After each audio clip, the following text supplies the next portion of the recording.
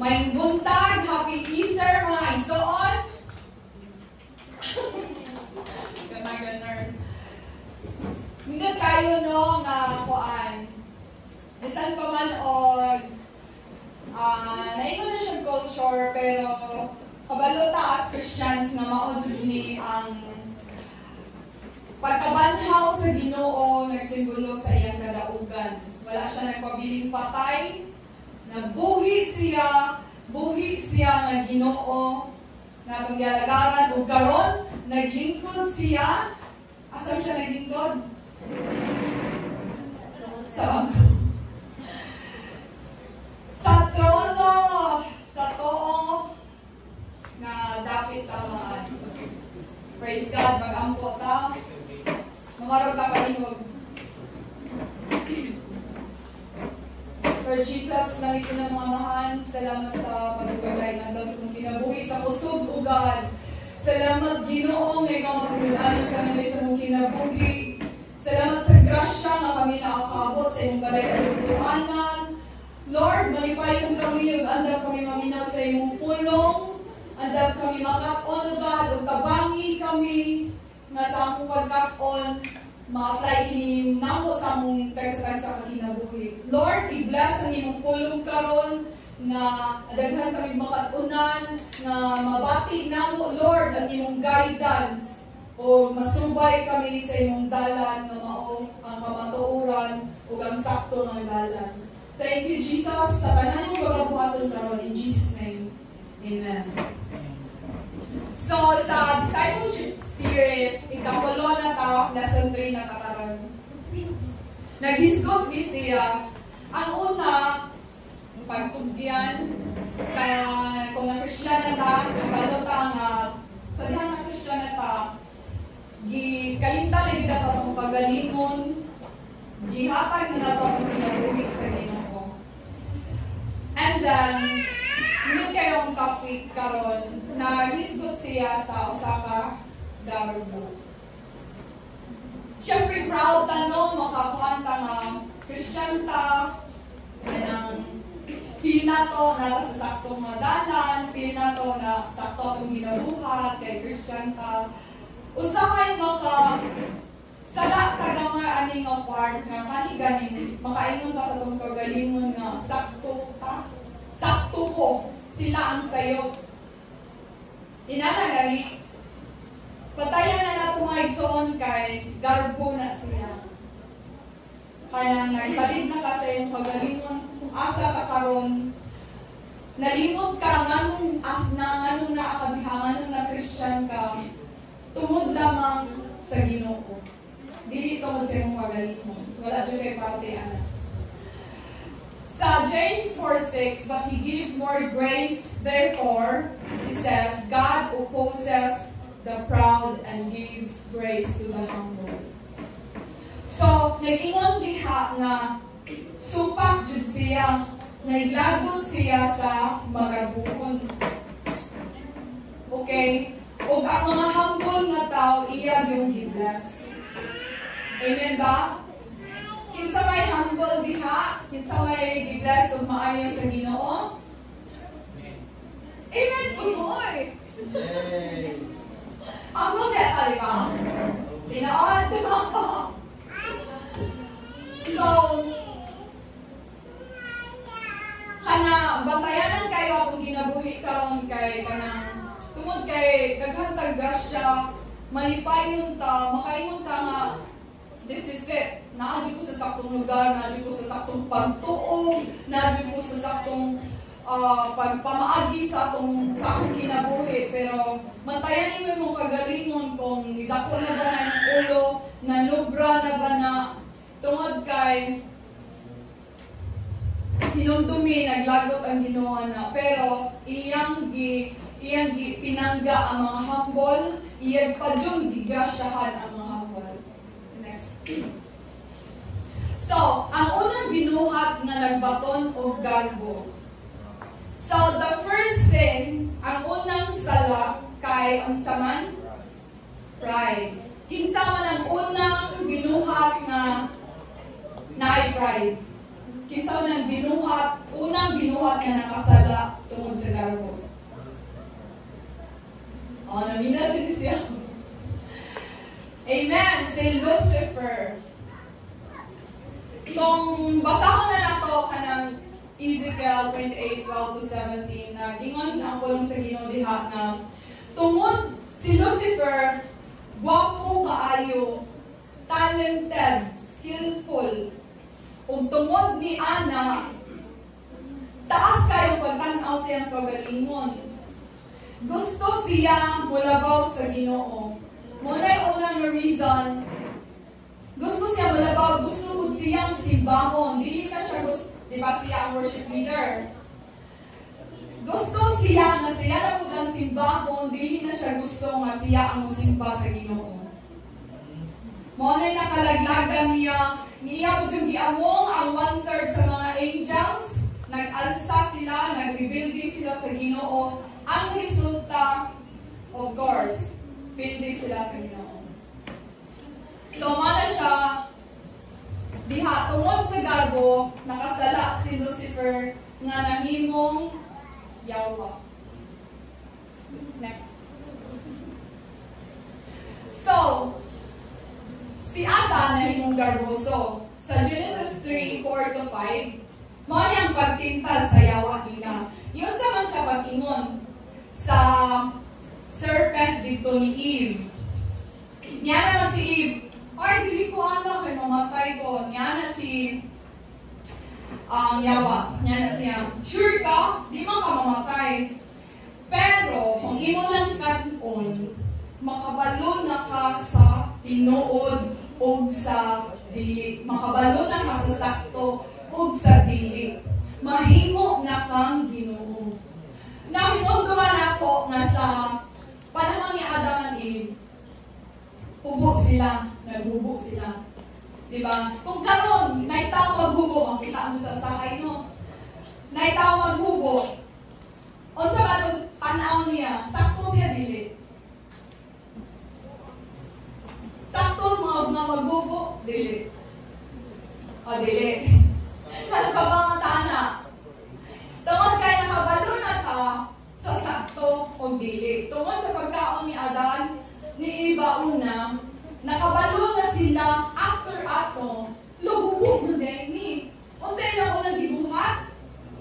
Nagbuhat sila og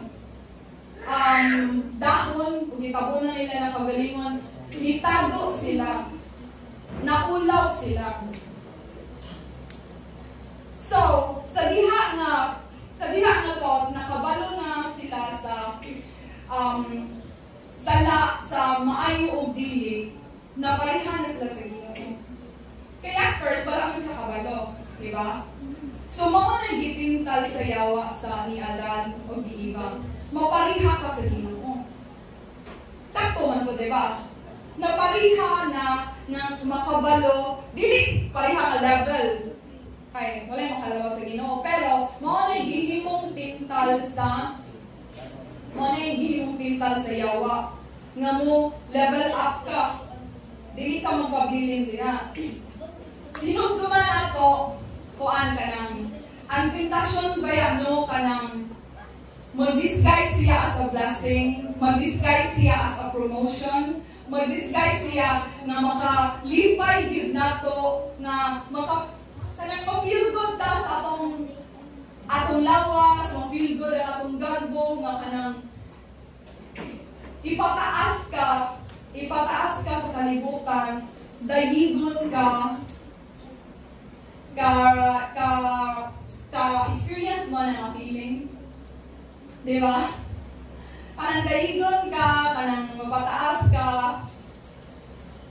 nyausahay, di ba, ang ubang tao magsalinat sa ilang kwarta, sa ilang kagwapa, sa ilang talent, nga mutaas ng dako ng ulo, mutaas ng garbo. Mura nagkuan, muhaod na ba?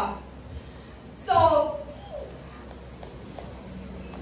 tungod sa gibuhat ni Adam and Eve, diha di ba nakasulod ang sala sa kalibutan? Tungod kay napagawas naman sila na hilayo sa himaya sa Dios. Nailayo ng tanan. So nakabalo na sa tinuod dili sa sala o sa dili, and then nabuhat na pud na nato. So gi-describe sa 2 Corinthians 4:4 ang pagtuman sa kagalingon ug dili unsay gusto sa Dios. So atong pangutanan na itong kagalingon, nagsunod ba ta sa atong kagalingon gusto o nagtuman ta sa kabubuton sa Dios? Kung ang imo bang gusto na align ba sa kabubuton sa Dios, o you decided na mubuhat ka ng butanga nga walay parte ang Ginoo. Hinumduman nato nga kana siya nga move is garbo na siya. So ang garbo na pasa sa tanang tao. Kabalo na tana tungod sa ibuhat ni Adan ug Eve. So next. So tinunglo ang tao nga nagasalig sa kusog sa tao. So Jeremiah 17:5-6, those who trust in human strength rather than God are cursed, and will be like a bush in this desert, unable to experience good, and dwelling in barren places. So kani gani siya kanang those who trust in human strength are cursed. Mahibaluan nato nga kanang kani ganing saying money can't buy happiness. Pero kita mga pobre, ano yung problema kwarta? Nga naman dyan. Lord, ang saman dyan. Pero kita Christians, kabalo na ta nga ang tinuod nga katagbawan o kalipay ang atong kinabuhi na sa Ginoo. Pero katong wala, kaya nagsalig man tano, atong kinabuhi Christians ta, atong isalig ang tanan sa Ginoo, wala na tayo kabalo ka, therefore we have peace with Him. Pero, ang mga tao na nagsalig silang kwarta, nagsalig sa ilang bahandi, nagsalig sa ilang power. Money is power ba yan? Karong eleksyon, mapalit na yung pagbutang naman sa kwarta. Di ba? Na ay mga kaning butang ka lang sa daily lives. Kung kung imong partner mangluod or imong like someone close to you mangluod, imo na pakadug lami, imo na tagaan, malipay na. Tungod na sa imong kwarta, di ba?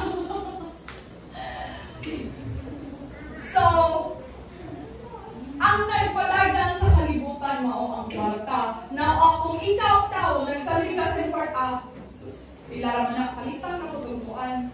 Bayaran na ko pila man na makalip equivalent pa din siya og happiness sa tao. Pero kanang makita nato sa uban kanang post nga money can't buy happiness. Naa na nila kanang kwarta, naa na nindot ang ilang relasyon sa ilang pamilya, sa ilang tanan, pero dili sila malipayon. Dili sila katog tungod kay nahadlok sila marot lang kwarta. Nahadlok sila tulison, nahadlok sila nga kanang ang manunod silang katigayunan kay kanang mga walay bili. Kay ubang gani nga di ta kasabot nga sa part no nga kanang sa mga dato nga bisa nila magaling yung anak dili nila pamanakan. No? Kanang kinala sila nga grabe mabalak ka.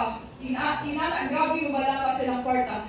So makita na to diya sa verse no course day sila.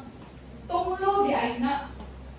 Kung magsalig ka sa imong kagalingong paningkamot, kung saan nakakanin mo, so, unable to experience good. Diba? And dwelling in barren places. Bisan pag naanan imong tanan, pero empty ka po ng imong kasing-kasing. They will not see prosperity and will dwell in parched and uninhabited land. Panalangin ang mabot sa tao ng musalig sa Diyos. So, kanina, so, of course, ang musalig sa iyong kagalingon, pero blessed ang tao na musalig sa Ginoo. So, blessed is the one who trusts in the Lord, whose confidence is in Him. They will be like a tree planted by the water that sends out its roots by the stream. It does not fear when He comes. Kanino, di na tiyak kung kinabuhin Kristohanon kay bisan pag kabalo na ta nga, ang sa mga kabalo na kita sa pasikot-sikot sa kalibutan, di ta mabala ka. magbalaka ka, of course, gamay lang. Pero, walay problema nga dako, kay mas dako pang atong Ginoo. So, it has no worries in a year of drought and never fails to bring fruit. So, motto kay sa nato no nga, don't worry, God will provide.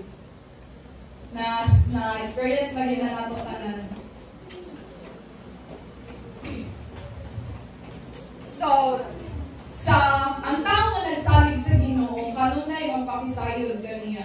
Ang pakisayod sa Ginoo mahimong desisyon timayhan sa usa ka kasing-kasing nga mapahiusan. So, sa mga desisyon nato sa kinabuhi, gihimo ba natong party ang Ginoo anak? Gihimo ba natong counsel ang Ginoo? Gihimo ba nato siyang kanang pangutanan mo una before ta mo buhat sa atong mga desisyon sa kinabuhi? For example, kung asa ta mo eskwela, kung importante kayo kung kinsa atong ninyuan, kung kinsa ang uyab-uyabon, kanang kuan kay mga bata gudron kanang entitled na kayo, we love each other, walay makabuot, char.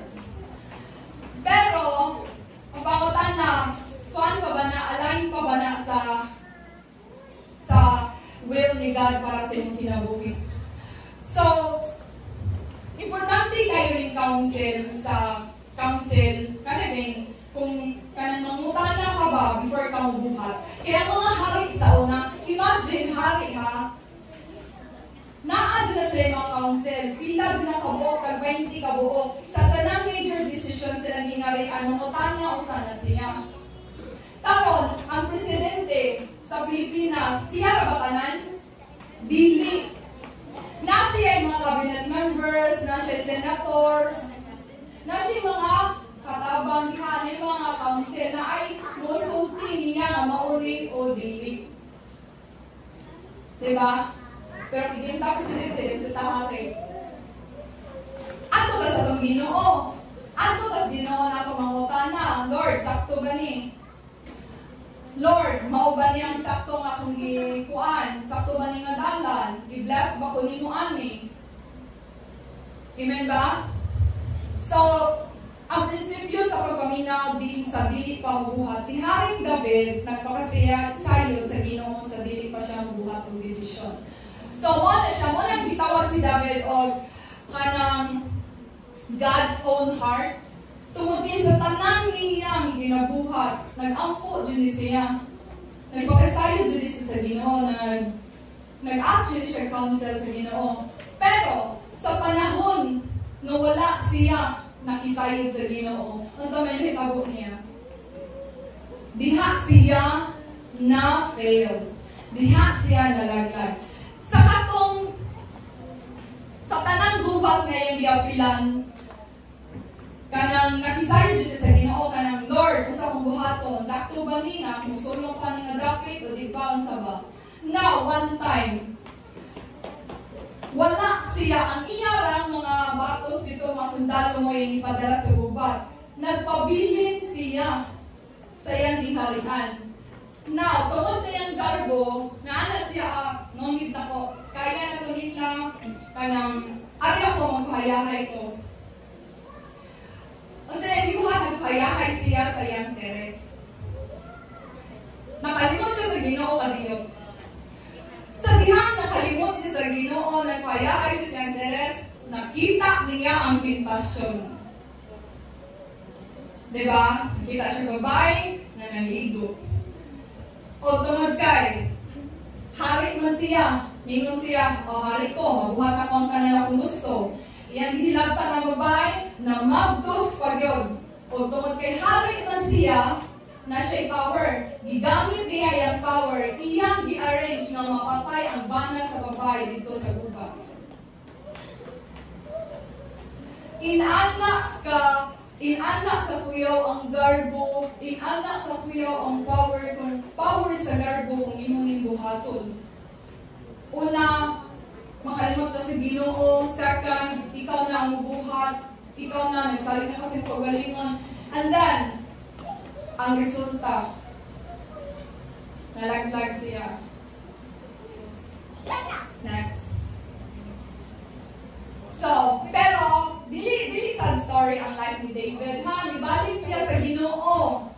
Nibalik siya. Then, the best example is Jesus always seeks his Father. So, Jesus gave them the answer, very truly I tell you, the Son can do nothing by himself. Now, imagine, anak sa Ginoo, Jesus Christ, siya mismo Ginoo. Wala siya nagbubuo siyang kagalingon. Although he has the right to, na ako siya abilidad, Ginoo siya. Ginoo siya. Diba? Pero, nag-ingon din siya diha, the Son can do nothing by himself. He can only do what he sees his Father is doing. Nagsalig din siya, gihapon sa itong ganitong Ama. Okay. Closing na ta, dali na. Pag-aplikay ng pangutana, nagpakisayod ba kita sa Ginoo sa importanteng desisyon sa itong kinabuhi? Sa unsang paagi? Aduna ba'y panahon na nakadungog kita sa Ginoo nga migiya ka nato? Tagsara. Aduna ba'y garbo sa atong kinabuhi? So asa man tani? Asa man nga garbo, asa man naaba, gamay, dako, slide, 1/4, 1/2, ansa man. Kanang, ang garbo, mukuhan dyan nato sa, ang garbo, batayanan kay ni, kaysa tanang level sa atong pagkinabuhi, bisan Kristiyano ka, na dyan ang garbo. Like, mutaas labi na, kanang murag, nagaan ka garungdanan, or wala ko ba yung sildo, o sabi diha, mo apil yung saka yung garbo. Atong bantayanan nga si Jesus, si Jesus Christ, grabe, wala siya garbo, bisan kamay. Pero, he's very humble to the point na natao siya sa kalibutan sa pobre nga pamilya. Wala gid siya nagpakahari, wala gid siya nagpunsa dihang bahandi, wala siya ni kaunog lami, wala siya ni sakay o unsa na dihang mga butang sa hari kundi simple na gid yang kinabuhi. Sa dihang gilotos na siya, sa dihang gipaatos na siya sa Kalbaryo, gisagpa siya, gibunal-bunalan, gipaantos, wag siya lingon, hoy! Wa ka kailakin sa ko. Ngitingan ba ginawa na? Wala no. Pero, sa social media, daghang king tao ngayon na, hoy, kailakin sa ko, lagi na yung mga naikatungdanan. Kung kayo ba, nga na sila right, i-exercise nila ilang right. Pero nito kayong pag-example sa ang pagkinabuhi sa Ginoo nga, ato nito kayo na itong sumbanan, example, kanang atong sundon nga, he's very humble. He exercised humility while nag-anihan siya sa kalibutan. Antod sa iyang pagkuan, humble kasi wala gid siya nagpakahari, wala siya nagpakaginoo. Ordinaryo na gid siya nga tao. Walay dito sa mabasa na sa Bible no, wala jud mga kuan nga kanang maayo, wala jud naglabo ang iyang pagkamaayo, ang iyang pagka-Dios, kundi giapil gid diha sa Bible kung unsay mga kanang paglutos gani niya, kung unsay mga pagsaway sa mga tao niya, sa mga disbelief, sa mga fair kayo ba. It only shows nga hinanap kahambol ang Ginoo.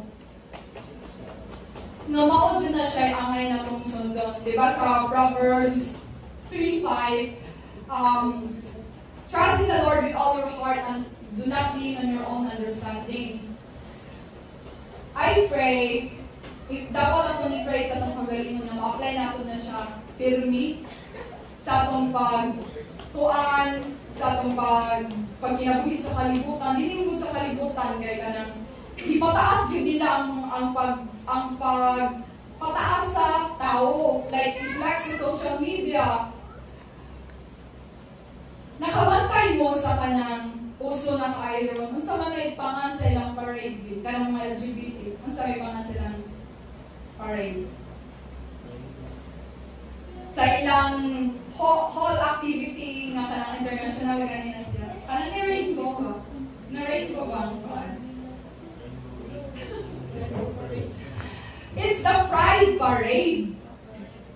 They're very proud of themselves. Mo na siya.